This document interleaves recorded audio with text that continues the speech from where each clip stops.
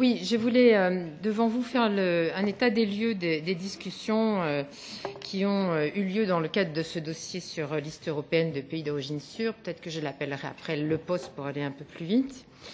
Comme vous le savez, dans un cadre un peu plus large, l'IB a dû faire face à un certain encombrement législatif en ce qui concerne les propositions asile, ce qui a probablement, c'est moins une explication qu'on peut tenter, engendrer des répercussions dans ce dossier, que ce soit d'ailleurs sur le contenu ou bien sur les méthodes. Je vous rappelle qu'on avait en Libé formalisé une position en juillet 2016 et des discussions, comme vous l'avez indiqué, Madame la Présidente, avec le Conseil ont pu être entamées sous la forme, je le précise aussi, d'un mandat partiel qui excluait les parties de la proposition concernant les 7 pays désignés comme pays d'origine sûre par la Commission. 6 pays des Balkans occidentaux, l'Albanie, Bosnie-Herzégovine, l'ancienne République yougoslave de Macédoine, le Kosovo, le Monténégro et la Serbie, et la Turquie. Ceci dans l'attente des contributions du Bureau d'asile sur ces pays. Et je vous rappelle également qu'une approche thématique avait été privilégiée pour aborder donc cette architecture proprement dite de la liste autour de 4 ensembles principaux. D'abord, les interactions entre la liste nationale et les listes nationales et la liste européenne, la méthodologie pour désigner un pays comme pays d'origine sûre, le mécanisme de suspension et de révision de la liste en cas d'aggravation soudaine dans la situation d'un pays considéré comme sûr, et enfin la question des droits fondamentaux des demandeurs concernés.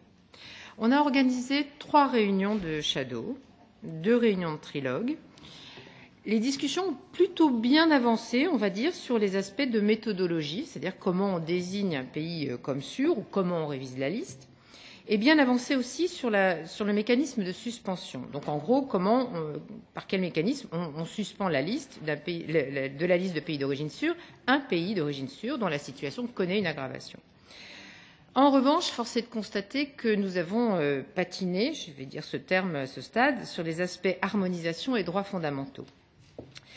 En effet, contrairement au Parlement européen, contrairement à sa position, le Conseil voulait, et veut toujours, je crois d'ailleurs, maintenir indéfiniment la coexistence entre des listes nationales et une liste européenne de pays d'origine sûre, au risque même de voir éclore d'autres listes dans des pays qui n'en possèdent pas pour le moment.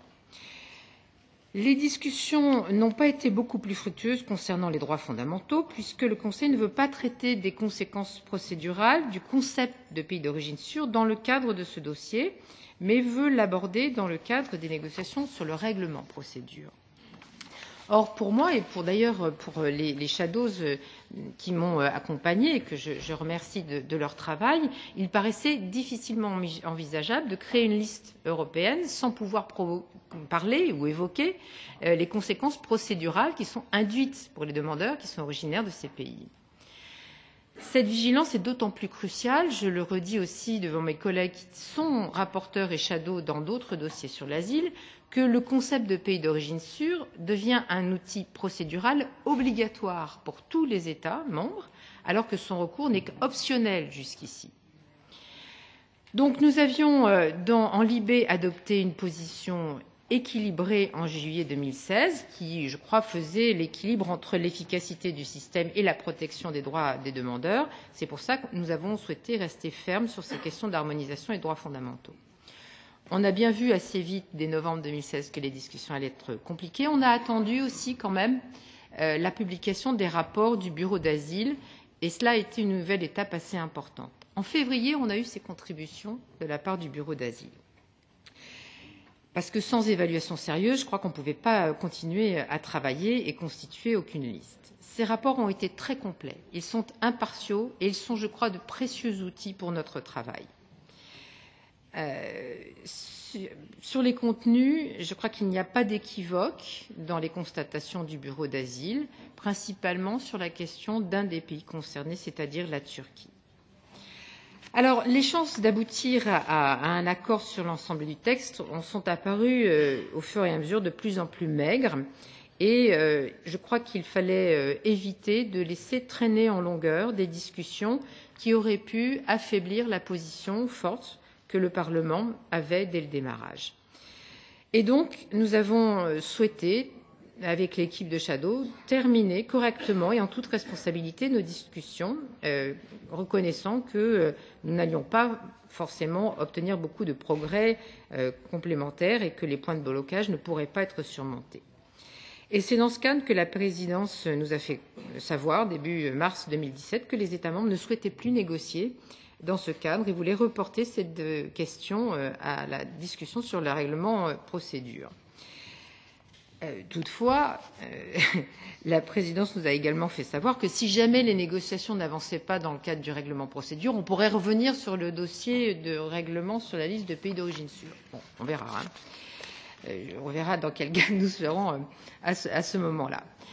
Alors, pour conclure, parce que évidemment on peut être que déçu de ne pas engranger plus de bons résultats, je crois qu'il faut vraiment qu'on ait en priorité de s'assurer que la position de l'IB est respectée.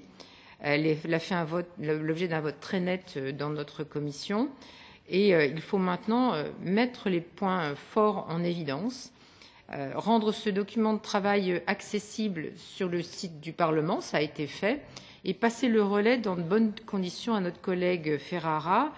En reprenant notre position de juillet, je crois qu'elle aura, avec son équipe de Shadow, une base progressiste utile de négociation sur cette question des pays d'origine sûrs.